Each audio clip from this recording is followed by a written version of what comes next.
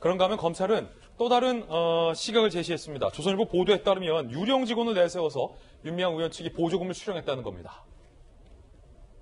2013년 1월 윤미향 정대협 A 간부가 전쟁과 여성 인권박물관을 통해서 국고 보조금을 타내기 위해서 잠시 근무했었던, 하지만 5년 전에 관둔 직원의 이름을 도용했다. 조선일보는 이렇게 보도하고 있습니다. 자, 이 검찰 측 시각이다라는 조선일보의 보도기 때문에 사실관계는 따져봐야 합니다. 학예사 자격이 있다는 점을 이용했다는 건데 무려 3억 230만 원을 7년간 허위로 수령했다. 만약에 이 의혹이 사실로 규명된다면 이것은 국가의 돈을 부정 수급한 논란이 일 것으로 보입니다. 검찰이 이 보도에 따르면 사기 혐의를 적용하며 공소장에 피해자 대한민국을 기망했다 라고 적시했다 라고 기사는 쓰고 있습니다. 이 역시 사실관계는 좀 확인을 해봐야 될 것 같습니다. 윤미향 의원 측은 절차에 따라 필요한 서류를 제출했다, 요건 갖췄다 반박하고 있는 상황인데요. 정혁진 변호사님, 네네. 이 보도에 따르면 검찰이 공소장에 이 혐의는 피해자 대한민국을 기망한 것이다 라고 적시했다라는 게 지금 보도의 내용이에요. 네네. 이게 이제 범죄는 그 형법의 범죄 구성 요건이라고 하는 게 있어요. 그 구성 요건에 맞아야지 기소가 되는 거거든요. 그런데 사기죄 같은 경우에 있어서는 구성 요건 중에 하나가 뭐냐면 피해자예요. 그러니까 누구를 갖다가 속였는가.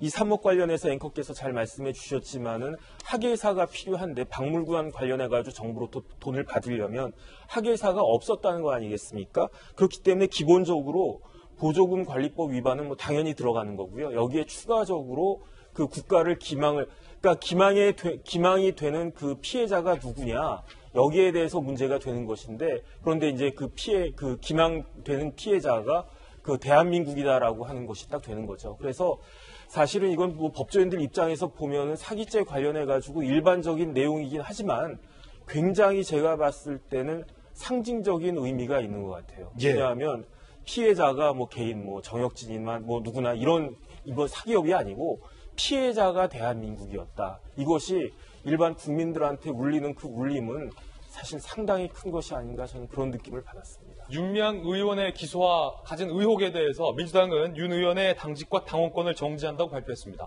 들어보시죠. 윤미향 의원에 대한 검찰의 기소를 당으로서 송구스럽고 무겁게 받아들입니다. 윤미향 의원에 대해 당직과 당원권을 각각 정지합니다. 앞으로 당은 법원의 판단에 따라 조치할 것입니다. 그런데 윤미향 의원이 기소되고 처음으로 열렸던 수요 집회에서는 언론과 검찰을 향한 맹 비판이 나왔습니다. 들어보시죠. 대한민국의 검찰과 언론은 반역사적 행위인지 분간조차 못하는 갈짓자 행보로 역사의 걸림돌이 되지 않길 진심으로 바랍니다. 윤미향 의원의 또 다른 혐의 중에 하나가 앞서 말씀드렸던 준사기입니다. 이거의 관건은 바로 이런 점입니다. 판단 능력. 검찰은 길할머니가 2014년에 확정적 침해를 판정받았다. 2018년 7월 재검사에서도 경제활동 의사결정 불가능한 판정을 받았다. 그러므로 윤미향 의원 측이 준사기를 친 거다. 하지만 정 의원은 길할머니 또렷한 정신 갖고 주체적으로 기부 의사를 밝혔다라고 맞서고 있습니다. 검찰은 의료 전문가로부터 길할머니 의료 기록 정신감정 자문 결과를 받아서 심신미약 상태다, 기부 당시 라고 공세를 하고 있고요. 정 의원 측은 2018년 인터뷰를 통한 소설책을 완성했다, 다수 영상에 정신 또렷한 모습을 제시하고는 있습니다. 자, 김영주 의원님, 네. 검찰의 말이 맞습니까? 맞을까요? 정 의원의 반박이 맞을까요?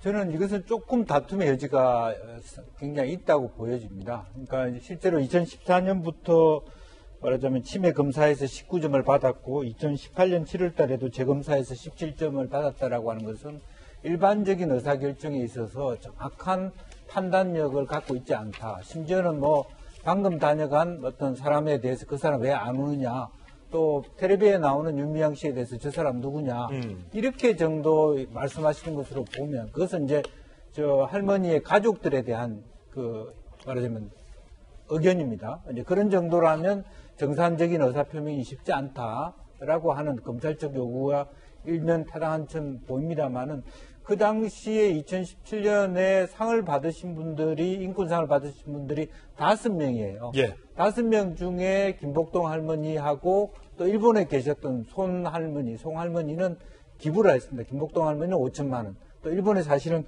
송순 할머니는 전액 기부를 했단 말이에요. 그러면서 그런 기부하는 분위기가 일부 있었고, 또 추가 인터뷰에서 야, 일본 그 소학교에도 김복동 할머니가 길 할머니한테 야, 우리도 좀 후원 좀 하니까 해야 되니까 길 할머니도 좀 하시지. 그러면 아, 그래 해야지. 이런 얘기가 있었고, 또 2018년에 인터뷰를 통해서 소설책을 썼는데 그 인터뷰 찍힌 영상 자료에 보면 비교적 또렷또렷한 말투와 의식으로 인터뷰 구술을 했다는 것이죠. 이제 그렇기 때문에 지금 두 가지 의견들이 굉장히 팽팽합니다. 그래서 그야말로 어떤 법정에 가서 다툴 여지가 많다. 그렇게 보여집니다. 예.